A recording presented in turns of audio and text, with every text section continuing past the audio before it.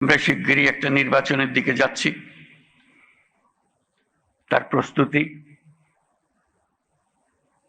এই নির্বাচনের মাধ্যমে আমরা নতুন বাংলাদেশের পথে যাত্রা করব, সেটাই আমাদের স্বপ্ন। এই নির্বাচন যেন সর্বাঙ্গ সুন্দর হয়, আনন্দমুখর হয়, উৎসব মুখর হয় এবং আমাদেরকে সেই যাত্রাপথে সুন্দরভাবে রওনা করে দিতে পারে, সেটার জন্য আমরা সবাই মিলে চেষ্টা করব। বিসমিল্লাহির রহমানির রহিম। প্রিয় সহকর্মী বৃন্দ, তিন বাহিনীর প্রধানগণ, সশস্ত্র বাহিনীর অবসরপ্রাপ্ত কর্মরত সদস্য ও তাদের পরিবারবর্গ, সম্মানিত অতিথিবৃন্দ, distinguished guests from different friendly countries, আসসালামু আলাইকুম। সশস্ত্র বাহিনী দিবস উদযাপন উপলক্ষে আয়োজিত আজকের এই সম্বর্ধনা অনুষ্ঠানে আপনাদের সকলকে স্বাগত জানাই। আজকের এই বিশেষ দিনে আমি সশ্রদ্ধ চিত্তে স্মরণ করছি মহান মুক্তিযুদ্ধের সকল শহীদ, যুদ্ধাহত এবং অন্যান্য সকল বীর মুক্তিযোদ্ধাদের, যাদের আত্মত্যাগের বিনিময়ে অর্জিত হয়েছে আমাদের স্বাধীনতা। একই সাথে আমি শ্রদ্ধা জানাচ্ছি 2024 সালের জুলাই আগস্ট মাসে ছাত্র জনতার অভ্যুত্থানের সকল শহীদ, আহত এবং অংশগ্রহণকারী সর্বস্তরের মানুষের প্রতি, যাদের দুঃসাহসিক আত্মত্যাগ আমাদের দেশ পুনর্গঠনের একটি নতুন সুযোগ সৃষ্টি করে দিয়েছে। বাংলাদেশ সশস্ত্র বাহিনীর জন্ম 1971 সালে রণক্ষেত্রে। 71 সালের 25শে মার্চ হানাদার বাহিনীর নৃশংস আক্রমণের পরপরই 27শে মার্চ চট্টগ্রামের কালুরঘাট বেতার কেন্দ্র থেকে তৎকালীন মেজর এবং পরবর্তীতে রাষ্ট্রপতি জিয়াউর রহমান বাংলাদেশের স্বাধীনতা ঘোষণা করেছিলেন। এরই ধারাবাহিকতায় 21শে নভেম্বর সেনাবাহিনীর সাথে নৌ ও বিমান বাহিনী সম্মিলিতভাবে পাকিস্তানি বাহিনীর বিরুদ্ধে লড়াই শুরু করে। এই কারণেই 21শে নভেম্বরকে মুক্তিযুদ্ধের একটি মাইল ফলক হিসেবে গৌরবের সাথে পালন করা হয়। আজকে সেই 21শে নভেম্বর। আমরা যদি বিজয় অর্জন না করতাম, তাহলে মুক্তিযুদ্ধের বীর সেনাদের মৃত্যুদণ্ড ছিল অনিবার্য। অসহনীয় হয়ে যেত তাদের পরিবারের সকল সদস্যের জীবন। মুক্তিকামী সেনা, নৌ ও বিমান বাহিনীর অকুতোভয় বীর সেনানীরা জীবনের পরোয়া না করে, পরিবারের ভবিষ্যতের কথা চিন্তা না করে এদেশের স্বাধীনতা যুদ্ধে ঝাঁপিয়ে পড়েছিল। তারাই এদেশের আপামর জনসাধারণকে সাহস জুগিয়েছে। মানুষের সঙ্গে কাঁধে কাঁধ মিলিয়ে জল, স্থল ও আকাশপথে সম্মিলিতভাবে প্রতিরোধ গড়ে তুলে দেশমাতৃকাকে পরাধীনতার শৃঙ্খল থেকে মুক্ত করে এনেছেন। মুক্তিযুদ্ধকে বেগবান এবং সুসংগঠিত করার লক্ষ্যে তখন বাংলাদেশ ফোর্সেস গঠন করা হয়েছিল, যার অধীনে 11টি সেক্টরে বিভিন্ন দেশের বিভিন্ন অংশ থেকে আসা মুক্তিযোদ্ধাদের সামরিক প্রশিক্ষণের পাশাপাশি গেরিলা প্রশিক্ষণ দেওয়া হয়। এরই চূড়ান্ত রূপ আমরা দেখি 71 সালের 21শে নভেম্বর সেনাবাহিনী, নৌবাহিনী ও বিমান বাহিনীর সম্মিলিত অভিযানে। পাকিস্তানি সৈন্যদের বিরুদ্ধে এই যৌথ অভিযানেই 1971 সালের 16ই ডিসেম্বর বাংলাদেশের স্বাধীনতা সংগ্রামের চূড়ান্ত বিজয় এনে দিয়েছিল। 71-এর মুক্তিযুদ্ধে আমাদের সশস্ত্র বাহিনীর অবদান বাংলাদেশের ইতিহাসে স্বর্ণাক্ষরে লেখা থাকবে।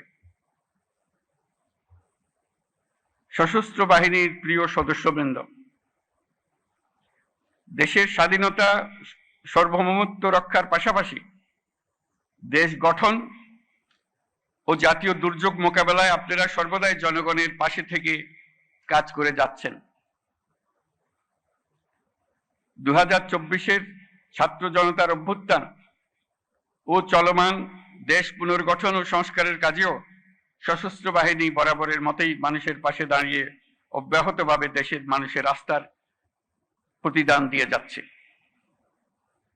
আমি বিশ্বাস করি গণতান্ত্রিক ও নিয়মতান্ত্রিক নেতৃত্বের প্রতি অনুগত বাংলাদেশ সশস্ত্র বাহিনী তাদের পেশাগত দক্ষতা ও দেশপ্রেমের সমন্বয়ে দেশের জন্য ত্যাগ ও তৎপরতার এই ধারাবাহিকতা অক্ষুণ্ণ রাখবে। বাংলাদেশের গণতান্ত্রিক উত্তরণে আসন্ন নির্বাচন একটি গুরুত্বপূর্ণ অধ্যায় হিসেবে বিবেচিত হবে। আমার সুদৃঢ় বিশ্বাস এটি নির্বিঘ্ন ও উৎসবমুখর নির্বাচন হবে। এর আয়োজনে সশস্ত্র বাহিনীর সদস্যগণ দক্ষতা ও পেশাদারিত্বের সাথে এই মহান দায়িত্ব পালন করবে। একটি শান্তিপ্রিয় জাতি হিসেবে আমরা সকল বন্ধু রাষ্ট্রের সঙ্গে সম্মানজনক ও শান্তিপূর্ণ সহাবস্থানে বিশ্বাসী। তথাপি যে কোনো আগ্রাসী বহিঃশত্রুর আক্রমণ থেকে দেশের সার্বভৌমত্ব রক্ষার জন্য আমাদেরকে সদা প্রস্তুত ও সংকল্পবদ্ধভাবে থাকতে হবে। এই লক্ষ্যে আমাদের সেনা, নৌ, বিমান বাহিনীর আধুনিকায়ন, সমরাস্ত্র আহরণ ও উৎপাদন, উন্নত প্রশিক্ষণ এবং উন্নত বিশ্বের সঙ্গে তাল মিলিয়ে বাহিনীগুলোতে যুগোপযোগী প্রযুক্তি প্রয়োগের সংযোজনের প্রয়াস জোরদার করা হয়েছে। তবে দুঃখের সাথে বলতে হয় যে ফ্যাসিস্ট আমলে আমাদের বাহিনীগুলোর দক্ষতা বজায় ও বৃদ্ধির বিষয়টি উপেক্ষিত ছিল। অন্তর্বর্তীকালীন সরকার সকল বাহিনীর সক্ষমতা বৃদ্ধিতে ব্যাপক উদ্যোগ গ্রহণ করেছে। একই সাথে দেশ রক্ষা ও জনকল্যাণমূলক কাজে ব্যাপক সংখ্যক ছাত্র ও যুব সম্প্রদায়কে সম্পৃক্ত করার উদ্দেশ্যে বিএনসিসির কার্যক্রম বহুগুণ বৃদ্ধির নীতিগত সিদ্ধান্ত নেওয়া হয়েছে। আমাদের এইসব পদক্ষেপ দেশের প্রতিরক্ষা সক্ষমতাকে একটি নতুন পর্যায়ে উন্নীত করেছে। অভ্যাগত অতিথিবৃন্দ, বিগত 37 বছরে জাতিসংঘে আমাদের শান্তিরক্ষীরা সফলতার সঙ্গে 43টি দেশে 63টি মিশন সম্পন্ন করেছে। বর্তমানেও বিশ্বের বিভিন্ন প্রান্তে 10টি মিশনে আমাদের শান্তিরক্ষীরা নিয়োজিত আছেন। বাংলাদেশ বর্তমানে অন্যতম বৃহৎ নারী শান্তিরক্ষী প্রেরণকারী দেশ হিসেবেও বিশ্বে পরিচিতি লাভ করেছে। এছাড়াও সম্প্রতি কাতার ও বাংলাদেশ সশস্ত্র বাহিনীর মধ্যে প্রেষণে জনবল নিয়োগের একটি চুক্তি স্বাক্ষরিত হয়েছে, যা বিশ্ব শান্তি ও নিরাপত্তার বৈশ্বিক প্রচেষ্টায় একটি দায়িত্বশীল ও নির্ভরযোগ্য নাম হিসেবে বাংলাদেশের জন্য একটি গৌরবময় স্বীকৃতি। এজন্য আমি সশস্ত্র বাহিনীর সদস্যদের আন্তরিক ধন্যবাদ জানাই। বাংলাদেশি শান্তিরক্ষীগণ যাতে বিশ্বের চ্যালেঞ্জিং এবং বিপজ্জনক অঞ্চলসমূহে সৃষ্ট পরিস্থিতি মোকাবেলা করতে পারে, সেজন্য তাদের সময়োপযোগী প্রশিক্ষণ দিয়ে প্রয়োজনীয় সরঞ্জাম সরবরাহের প্রচেষ্টা অব্যাহত রাখতে হবে।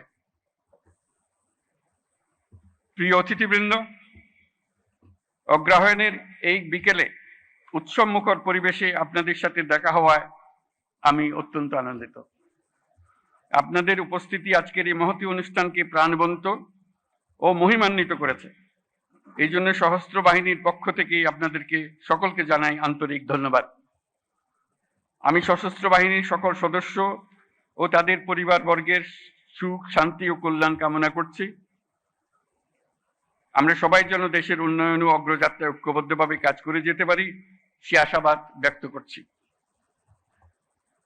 Now I take the privilege to thank the excellencies and distinguished guests from our friendly countries for joining us to celebrate our Armed Forces Day. On this occasion, we gratefully recall the contribution of the people of our friendly nations during our War of Liberation. I am also thankful for the excellent support and assistance provided to our armed forces by your countries. I must mention that it is a unique opportunity and great experience for our troops to work together with the global peacekeepers under the umbrella of the United Nations. I assure our full support of my government and our armed forces to the United Nations and the international community in the global peace efforts. I also deeply appreciate those friendly countries that are employing members of our armed forces. We stand ready to expand such cooperation, and I thank you all for your kind presence. সুধী মণ্ডলী, আপনাদের সবাইকে আজকের অনুষ্ঠানে অংশগ্রহণের জন্য অশেষ ধন্যবাদ জানাচ্ছি। মহান আল্লাহ আমাদের সহায় হন। আল্লাহ হাফেজ। ধন্যবাদ।